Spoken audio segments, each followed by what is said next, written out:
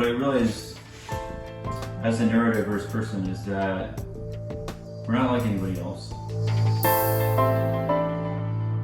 And if you don't ever find out that you're neurodiverse, then you walk around your whole life wondering why you don't fit in or you feel like you're an alien because you don't act or seem or interact with everybody else the way everybody else does.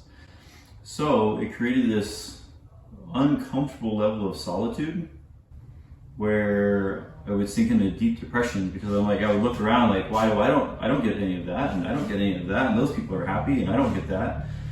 So this cube popped into my head one day and I'm like, well shit, I don't know what it is, I'll build it.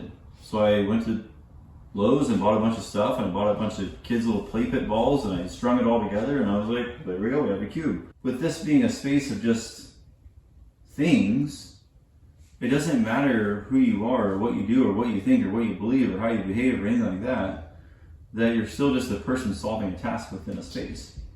So you can be whoever you actually are, solving it however the hell you want to solve it. It gets increasingly complicated, but you can take that complexity and that uncomfortableness and work through it in here, knowing that no matter what mistake you make or the decision you make or how you played it and how uncomfortable you feel, nobody gets hurt.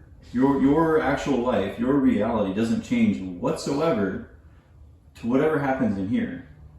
But the beauty of that is all those feelings and all that uncomfortableness of making those mistakes and doing the right or wrong things, and whether you're perfect or not perfect or doing it like anybody else, is you get to take those feelings and still apply them to real life. Some of the coolest results I've seen with neurodiverse people in the cube is that there's like this acceptance. There's like this beautiful point where you're now, for the first time in your life, just right? You're living in your world that's designed for yourself, right? It's not living in a world that's designed for somebody else. We're just solving puzzles. What I've seen is it gives them that sense of like, I'm here, I'm good, I'm right, there's nothing wrong with me. It's so satisfying to me to see those results with neurodiverse people because I'm neurodiverse. I didn't know I was. Nobody ever told me. I'll be 44 years old this month. And I didn't find out till 2 years ago that I was neurodiverse. I didn't know why I was an alien. I didn't know why I didn't fit in or why I thought differently or anything like that. So for me to be able to see my counterparts, the people that are just like me, that have been wandering around this crazy place trying to figure out why they're different, that I get to help them. I get to go, hey, guess what? We built our own place. We don't need to play in their place anymore. We have our own. And now we get to have this cool play pod, this cool cube that when you come in here, two neurodiverse people can play and we don't have to deal with anybody else's crap that they live their life around. There's a really beautiful experience I had in here with this gentleman brought his daughter in. She's 8 years old, ADHD. She is like a live wire, a spring flying around the room. She'd sit on his lap and go running around and come back. Sadie goes, you know what's really cool? It's like, Joe's just like you. We're the same.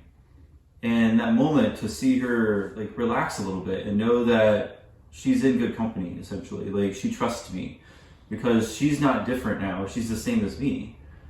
And in that moment, we had this connection and it was really beautiful.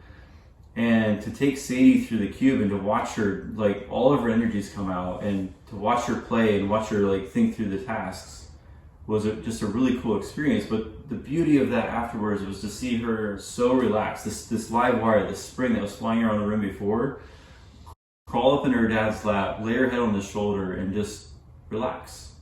Just from like 15 minutes in the cube. Like overstimulation, overwhelm that we have to do because we're not living in a place that's designed for us. Now you have a chance to just be yourself and just love who you are